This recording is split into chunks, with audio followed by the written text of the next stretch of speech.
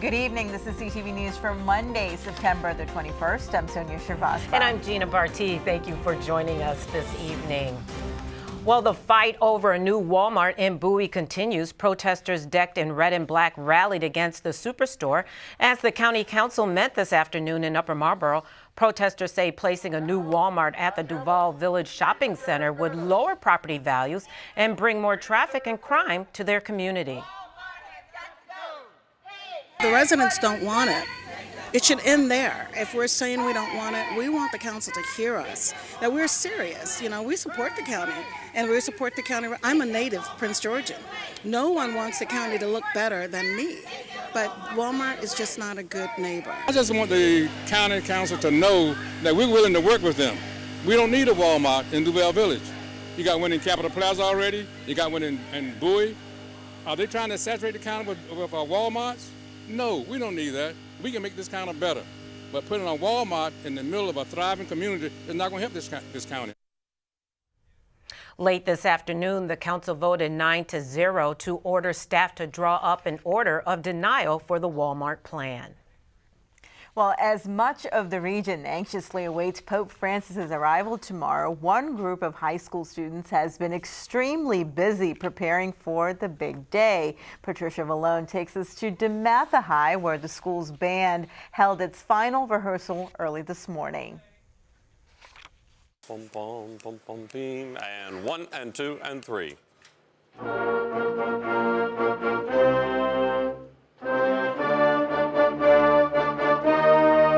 It's a lot more than we're used to. Usually we don't have to learn this many songs as fast. Usually we have until November, December before we have a concert, and now we have to learn all these songs really fast, and it's a time crunch, but it's better for us as a group to get to know each other faster. 2:15 we will be in place and ready to go. They will have, we're the first group that comes out. We'll go ahead and do warm-ups out there, and then they will bring people out. It's a family affair for some. J.R. Ayers will be playing the clarinet for the Pope's arrival tomorrow, and his father will play the herald trumpet for the U.S. Army Band on Wednesday. He actually played for the Pope, I believe it was Benedict the 16th, back when he came. I can't remember the year. So he's done it before, and he knows what to expect. So he's ready for it, that's for sure. He's not really nervous about it. But this is your first time. How do you feel? I'm pretty nervous.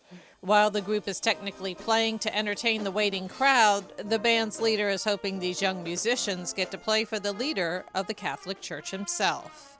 Right now, we're not allowed to play for the Pope, but if he happens to come over, and we've been told just be ready, if he comes over and shakes hands with the students and then comes over and requests us to play a piece, then certainly we'll play a piece for him. Is that what you're hoping for? Absolutely. 2, 3.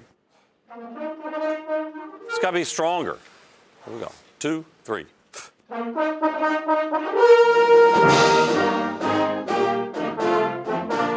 From Hyattsville, Patricia Vallone, CTV News. Now, the group will meet at the front gate of Andrews Air Force Base at 12:30 tomorrow afternoon and begin playing around 2:30. The Pope is expected to arrive from Cuba at 4 p.m. Well, you can expect some major traffic delays while the Pope is in town. The Washington Metropolitan Area Transit Authority has released some tips on getting around. Our Latifah Majed is standing by with more.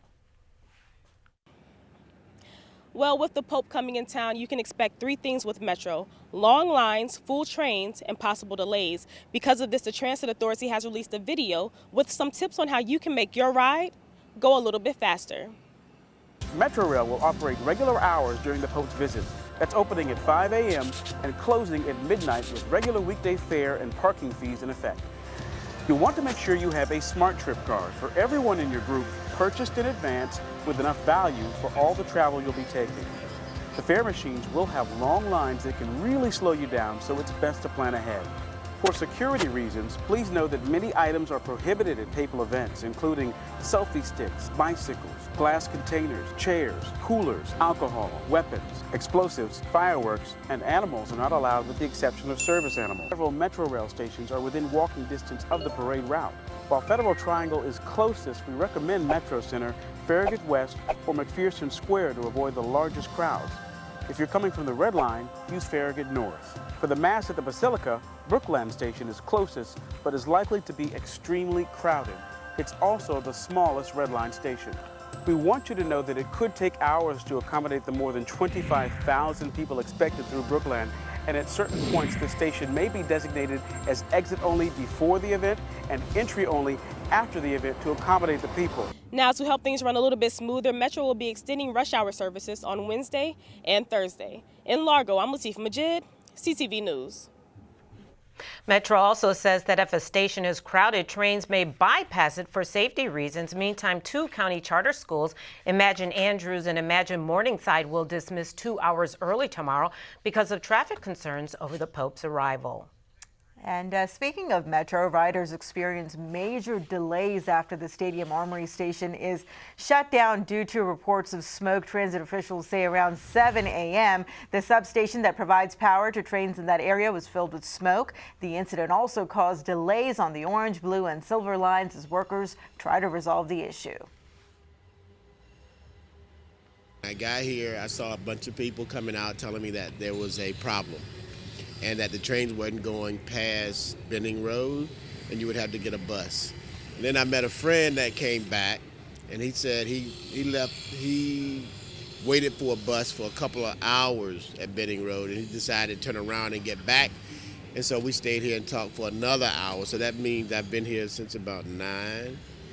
And now it's 11:30 and it's still the same. There's too much happening with Metro: fires, transformers, derailments. All the money that they take in, they should be able to have these problems solved. It's not the big problems, it's the little stuff. The escalators don't work, the air conditioners broke, etc. It's not that, it's the police.